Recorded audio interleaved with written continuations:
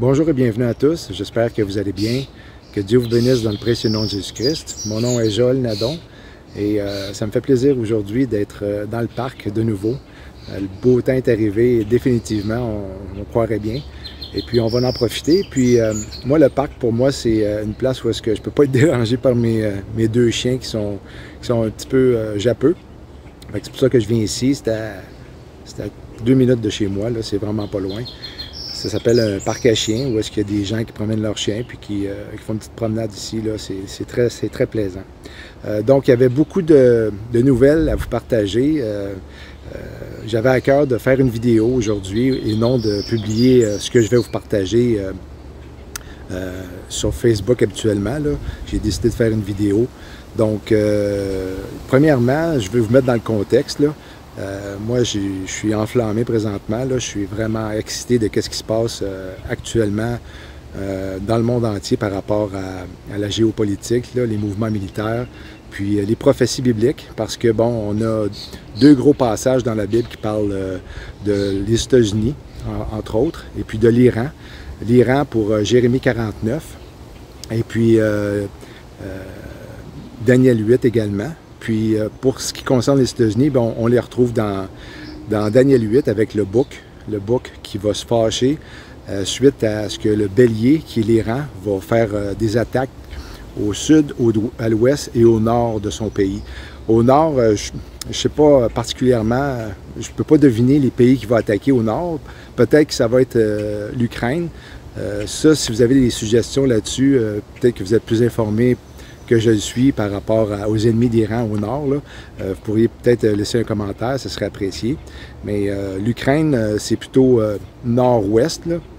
Mais c'est sûr qu'à l'ouest, il y a Israël et puis au sud, il y a l'Arabie saoudite. Donc, aussitôt que l'Iran va attaquer ces pays-là, c'est sûr que les États-Unis vont s'enclencher définitivement à répliquer. Puis l'équation Donald Trump fait toute la différence pour moi. C'est pour ça que je suis vraiment excité. C'est que Donald Trump, comme je le comprends, ça va être le futur antéchrist qui va signer le pacte avec plusieurs pour une période de 7 ans, tel que mentionné dans Daniel 9, 27.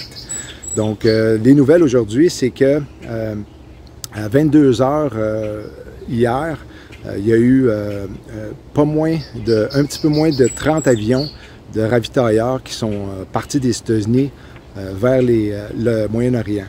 Donc, c'est pas rien, une trentaine d'avions. Ensuite de ça, aujourd'hui, il y a 2 avions cargo américains qui sont partis pour Israël pour leur amener des missiles supplémentaires pour le système de THAAD, qui est le système qui lance des missiles contre les missiles entrants en Israël. Et puis, on sait très bien maintenant que le dôme de fer n'est pas capable de tout arrêter. Surtout que, bon, ce sont des missiles plus sophistiqués, des missiles balistiques qui vont plus vite, qui sont plus puissants. Et puis, ça, c'est rien que le début, je suis convaincu, parce que l'Iran a jusqu'à 5000 missiles. Donc, il envoie, c'est moins fort au début, puis il va finir en force, tel qu'on le comprend avec Daniel 8 et ses attaques qu'il va faire aux alentours. Ensuite de ça, il y a l'exercice aussi Steadfast Defender 2025 de l'OTAN qui a été en cours depuis le mois d'avril. Puis ça, j'ai cherché différents sites, puis il y en a qui disent que c'est terminé, ça s'est terminé à la fin fin mai, désolé. Et puis il y en a d'autres, comme le site de Alterner, que lui dit que ça va jusqu'au 24 juin. Donc, c'est sûr que c'est des pays qui sont alliés dans l'OTAN avec les Américains. Les Américains sont impliqués aussi dans l'exercice, donc ça fait beaucoup de pays qui se préparent pour le combat. C'est ça le but de l'exercice. Ensuite de ça, il y a des avions cargo militaires russes et chinois qui ont apporté du soutien à l'Iran. Et puis c'est une première historique que des avions chinois se déplacent jusqu'en Iran pour amener un soutien d'armes, de systèmes de défense. Ils apportent aussi des missiles. Il y a aussi, selon le site de Alterner, que le Pakistan qui a envoyé 720 missiles à l'Iran. Et puis, il y a aussi l'Iran qui a notifié les Israéliens de quitter, d'évacuer Tel Aviv.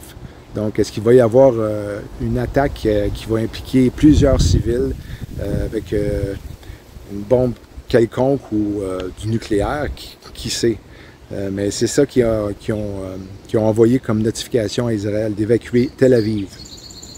Et puis, une autre information assez spéciale du site de Al Turner, c'est qu'il y aurait une augmentation de 300% des réservations de vols en jet privé vers la Nouvelle-Zélande pour fin juillet, début août. Et puis, la rumeur veut que Zuckerberg et Musk seraient ceux-là. Donc, moi, ce qui me parle beaucoup, c'est qu'on s'en vient à la fête du vin nouveau. Et puis, je vais en parler dans une autre vidéo. Et puis, Jésus a mentionné qu'il était pour prendre du vin nouveau de nouveau avec nous lorsqu'on le rencontrerait sur des nuées. Peut-être pas sur des nuées, mais quand on va le rencontrer à l'enlèvement. Et puis ça, ben, ça s'en vient. C'est la période du 3 août jusqu'au 15 août environ. Mais qu'est-ce qui est spécial que j'ai découvert en fin de semaine, que quelqu'un m'a partagé comme information, c'est que du 7 octobre 2023, où s'est passée l'attaque où Hamas a envahi Israël, et puis c'était planifié. Israël a laissé rentrer cette attaque-là qui a tué jusqu'à 1200 Israéliens. Des prises d'otages également. Depuis le 7 octobre 2023 jusqu'à le 3 août 2025, il y a 666 jours. Ah, vous allez me dire, tu sais, 666, on le voit tout partout. Ouais, mais là, c'est parce que ça fait spécial là, que ça s'enligne jusqu'au 3 août de cette année, qui se trouve être le 9 de Av.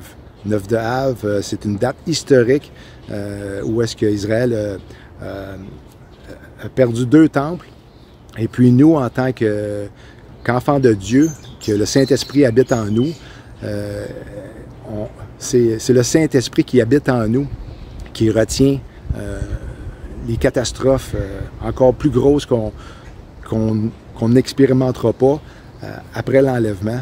Mais c'est ça que ça dit dans 2 Thessaloniciens 2.3 jusqu'à 8 ou 12, verset 12, c'est que celui qui le retient, c'est l'Esprit qui habite dans les croyants, qui, lorsqu'il va quitter cette terre, lorsque l'Église va quitter cette terre, le corps de Christ, c'est là que ça va se passer, l'enlèvement, et puis que là, tout va dégénérer. Et puis la même journée, bien, les États-Unis vont être détruits. Puis ça, il y en a beaucoup qui sont sceptiques là-dessus, mais j'ai fait une couple de vidéos là-dessus, mais je vais refaire un résumé avec une vidéo prochainement, peut-être cette semaine.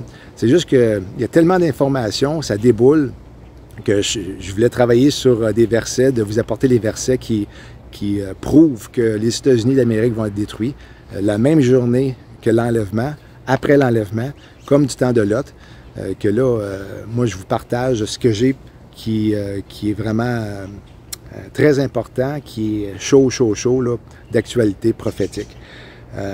Et puis, j'avais prié pendant des années de temps pour que Dieu me révèle pourquoi que Babylone, dans Apocalypse 18, c'est mentionné que c'est la ville qui va être détruite. Mais Dieu me l'a révélé hier, ce matin, en fait.